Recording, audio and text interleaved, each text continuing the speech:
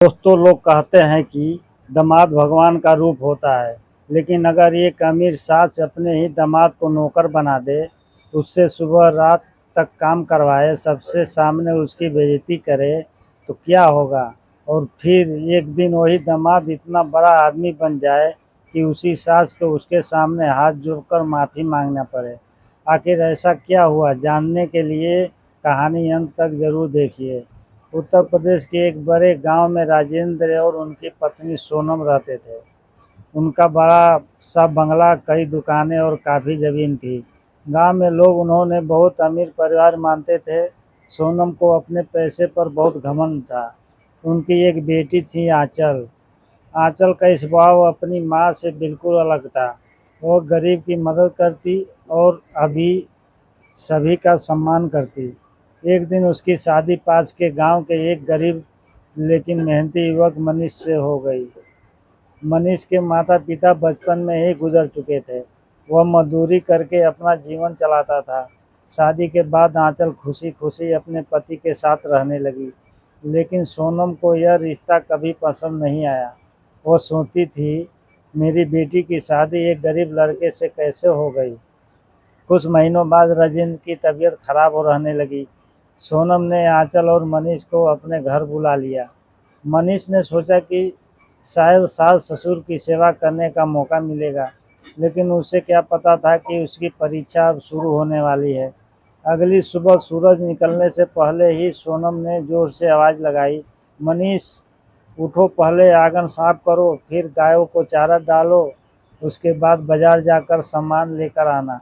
मनीष बिना कुछ बोले काम में लग गया।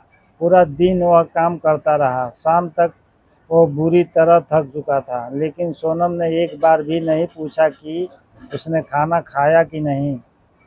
उधर घर का बेटा शिवम आराम से मोबाइल चलाता रहा। सोनम उसे कुछ भी नहीं कहती। एक दिन पड़ोस में रहने वाली राधा यह सब देख रही थी।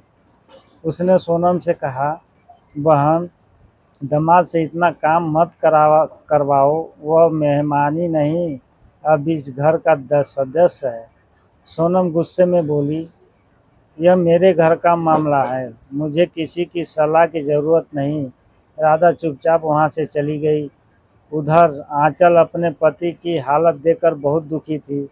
उसने कई बार अपनी माँ को समझाया, लेकिन सोनम हर बार यही कहती, जिसके पास पैसा नहीं होता उसे मेहनत तो करनी ही पड़ती है। एक दिन मनीष तेज बुखार में भी आंगन साफ कर रहा था। राजेंद्र ने यह देखा तो उनका दिल भर आया।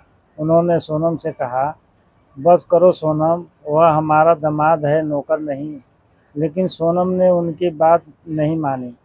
उसने गुस्से में कहा, अगर इसे यहाँ रहना है तो मेरे नियम मानने होंगे। मनीष चुप रहा। उसने कभी अपनी पत्नी आंचल के सामने भी शिकायत नहीं की।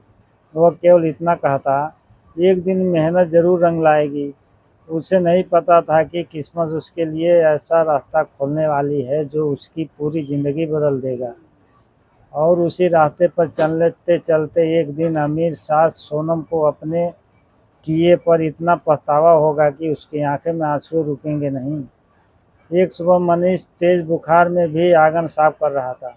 तभी सोनम गुस्से में बोली, जल्दी काम खत्म करो, फिर गोदाम में रखे बोरे भी उठाने हैं। मनीष ने बिना कुछ कहे सिर झुका लिया। यह सब देखकर राजेंद्र का दिल टूट गया। उन्होंने मनीष के कंधे पर हाथ रखते हुए कहा, बेटा, मुझे माफ़ कर देना, मैं चाहकर भी तुम्हारे लिए कुछ नहीं कर पा रहा हूँ।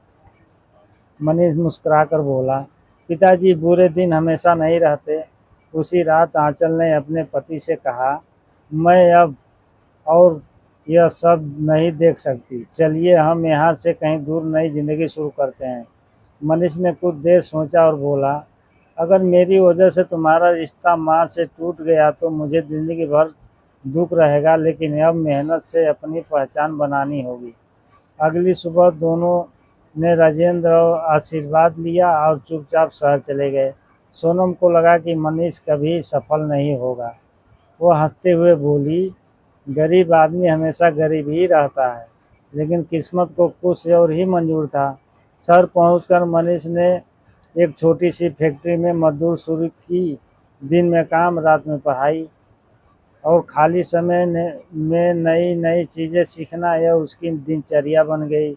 उसकी ईमानदारी और मेहनत देखकर फैक्ट्री मालिक ने उसे सुपरवाइजर बना दिया। कुछ वर्षों में मनीष ने अपनी बचत से एक छोटा कारोबार शुरू किया। धीरे धीरे उसका कारोबार बढ़ता गया। अब लोग उसे एक सफल व्यापारी के रूप में जानने लगे।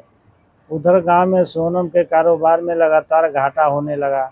एक दुकान बंद हो गई, फिर दूसरी बिक गई। शिवम ने भी व्यापारी ने गलत फैसले लिए, जिसने परिवार की आर्थिक स्थिति और बिगड़ गई। अब वही सोनम जो कभी अपने पैसे पर घमंड करती थी, चिंता में डूबने लगी। एक दिन पड़ोसन राधा ने कहा, सोनम, इंसान की असली दौलत उसका व्यवहार होता है। शायद भगवान तुम्हें यही दिखा रहे हैं। सोनम पहली बार चुप हो गई। उधर मनीष और आंचल ने सफलता मिलने के बाद करीब बच्चों की पढ़ाई में मदद शुरू कर दी। उनका नाम पूरे इलाके में सम्मान से लिया जाने लगा। लेकिन उन्होंने यह नहीं पता था कि बिल्कुल जल्द ऐसी घटना होने वाली है जो सोनम की पूरी ज़िंदगी बदल देगी और उसे अपने किए पर इतना पछतावा होगा कि वह सबके सामने रो पड़ेगी। एक दिन अचानक राजेंद्र को सीने में तेज दर्द उठा। डॉक्टर ने जांच के बाद कहा, इनका तुरंत ऑपरेशन करना होगा। इलाज में लगभग 10 लाख रुपये लगेंगे। यह सुनते ही सोनम के होश उड़ गए। उनके पास अब इतना पैसा नहीं बचा था। उन्होंने रिश्तेदारों और जान पहचान वालों से मदद मांगी, लेकिन किसी ने साथ नहीं दिया। उसी समय पड़ोसन राधा ने धीरे से कहा, अगर कोई आपकी मदद करेगा तो वह मनीष ही करेगा। सोनम का सिर शर्म से झुक उठ गया। जिस दामाद को उसने नौकर समझा था, आज उसी के पास जाने की नौबत आ गई। कांपते कदमों से वह आंचल और मनीष के घर पहुंची। दरवाज़ा खुला तो सामने मनीष खड़ा था। सोनम उसे देखते ही रो पड़ी। उसने हाथ जोड़कर कहा, बेटा, मैं तुम्हारे साथ बहुत बुरा व्यवहार किया, मुझे माफ़ कर दो। तुम्हारे पिताजी जान के खतरे में हैं। मनीष ने बिना एक पल गंवाए कहा, माँ जी, पहले अस्पताल चलते हैं, बाकी बातें बाद में होगी। अस्पताल पहुंचकर मनीष ने तुरंत पूरे इलाज का खर्चा जमा कर दिया। कई घंटों तक ऑपरेशन चला। आखिरकार डॉक्टर बाहर आए और बोले, बधाई हो, ऑपरेशन सफल रहा, यह मरीज खतरे से बाहर है। यह सुनते ही सोनम की आंखों से आंसू बहने लगे। वो मनीष के पैरों में गिर गई और बोली, आज समझ में आया, अमीर पैसे से नहीं, इंसान के दिल से होती है। बेटा, मुझे माफ़ कर दो। मनीष तुरंत उन्हें उठाया और कहा, माँ जी, परिवार में माफ़ी नहीं है, अपनापन होना चाहिए। जो बीत गया उसे यहीं ख़त्म कर देते हैं। आंचल भी अपने माता पिता से गले लगाकर रोने लगी। कुछ दिनों बाद राजेंद्र पूरी तरह स्वस्थ होकर घर लौट आए। सोनम ने पूरे गांव में के सामने कहा, आज से मनीष मेरा दामाद नहीं, मेरा बेटा है। मैंने घमंड में बहुत बड़ी गलती की थी।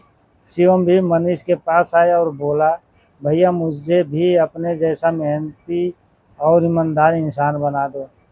मनीष मुस्कुराते और उसे गले लगा लिया।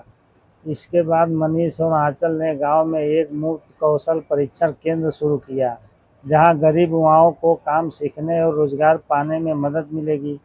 सोनम भी अब उसी केंद्र में लोगों की सेवा करने लगी।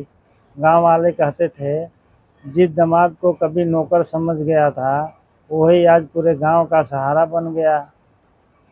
कभी भी किसी इंसान की बेइज्जती उसके पैसों से मत आंकिए। मेहनत, ईमानदारी और अच्छा व्यवहार के इंसान की सबसे बड़ी दौलत है। घमंड देर तक नहीं टिकता, लेकिन अच्छे कर्म हमेशा सम्मान दिलाते हैं। अगर आपको यह कहानी पसंद आई हो तो वीडियो को लाइक करें, शेयर करें और ऐसी ही दिल छू लेने वाली कहानियाँ के लिए राजकन स्टोरी को सब्सक्राइब करना न भूलें। धन्यवाद।